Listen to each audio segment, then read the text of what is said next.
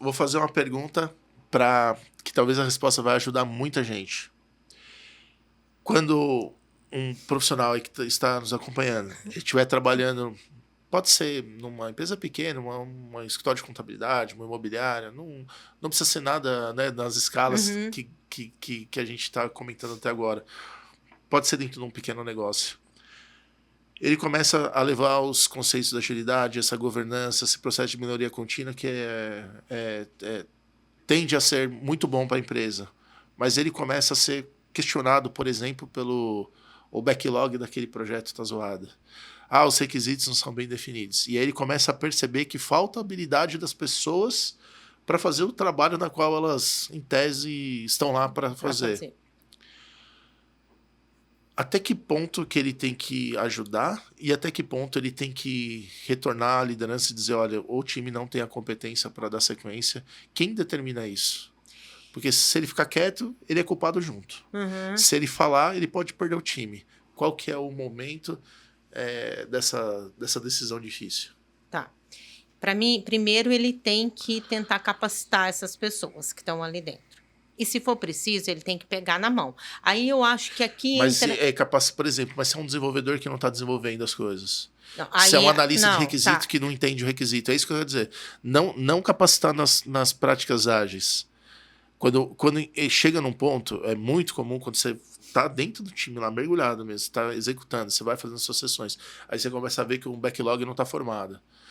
O time não tem um backlog, por exemplo, para duas sprints, numa visão, pelo menos. Aí a gente sabe, aí começa aquele voo de galinha, né? Aí começa o tipo ágil. Como é que ele tem que atuar? Porque se ele levantar e falar assim, puta, esse aqui não está fazendo requisito, aqui ele não entrega, o tester não testa, ele vai ter um conflito generalizado e acabou qualquer iniciativa.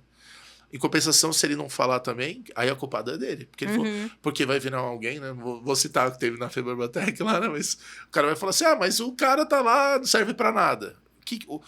Ok, ele estava lá para quê? Como é que esse agilista tem que se posicionar? Estou aqui para levar um modelo, mas também não faço milagre. Como que ele toca nessa questão que vai além? Porque o agilista ele não é um especialista. Ele pode até ser um especialista de requisito, como você comentou, né, que você teve na sua carreira. Pode ser um especialista de desenvolvimento, como eu fui na minha carreira. Mas ele pode não ter a condição técnica. Como é que ele aponta?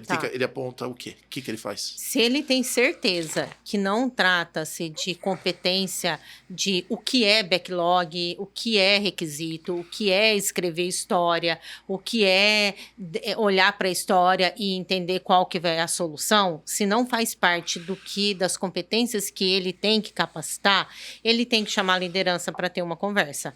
E aí não é uma conversa sobre gestão de pessoas, é uma conversa de falar assim, olha, diante de tudo que eu já levei de prática, o profissional está com uma dificuldade técnica em escrever. Por mais que eu explique para ele como que ele escreve a história, como que ele gerencia o backlog, ele não consegue conhecer, porque ele não tem conhecimento do negócio, ele não está conseguindo colocar em prática o método que a gente está colocando para ele. E aí é importante, Gaudi, nesse momento, levar exemplo, porque aí é o dado, acho que a gente falou aqui um pouquinho, né? O dado não é só para a liderança que está olhando em OKR, acho que o dado ele tem que fazer parte do processo de transformação como um todo.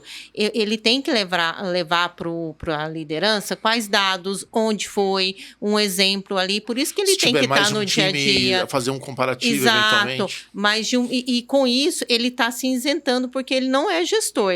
Quem vai fazer a gestão da carreira das pessoas é a liderança. Se a gente está falando de um team member ou de um líder técnico, a gente está olhando para uma engenharia, uma conversa com a engenharia. Se a gente está falando de PM, mas empresa de menor, produto, você acha, né? que tem essa capilaridade? Numa empresa menor, por exemplo, imagina uma empresa, sei lá, com 50 pessoas, trabalhando, 2, 3 times trabalhando com agilidade. Você acha que não corre o risco de ser cobrado? Pô, eu contratei um agilista aqui porque o tal do... eu tô fazendo uma pergunta baseada nos conceitos errados que as pessoas têm. E é um fato. Assim, quantas pessoas nos últimos anos, quantos líderes de empresa não contrataram um agilista porque... dados os movimentos e resultados da agilidade nas grandes empresas, fala assim, não, agora eu vou contratar um agilista que resolveu tudo. Aí entra lá, o cara não sabe o requisito. Aí entra lá, o outro não sabe desenvolver, tem uma capacidade ruim de desenvolvimento, ou de teste, ou de gestão, não importa. E aí, se o agilista que foi ali, se ele se colocar como o sabedor de tudo, ele vai ter problema, não vai? Não vai, por isso que ele tem que trabalhar com transparência e trazer até onde eu vou e até onde não é minha Ou responsabilidade. seja, saber até onde ir Isso, é chave. é chave, ele tem que ter. E aí o método Faz parte do acordo, né? Faz parte do acordo. E o método de trabalho que ele está levando tem que dar esse insumo para ele. Tem que trazer fatos e dados para ele ter uma conversa transparente com a liderança. E aí que entra um pouco do que a gente falou, da senioridade, da geração de valor, que o agilista tem que gerar dentro do contexto que ele está. Ou seja, ter uma governança com visão, com dados, com um modelo conhecido, com contratos de como essa prestação de serviço vai ser feita, ela pode ser feita desde a pequena empresa Até uma grande empresa.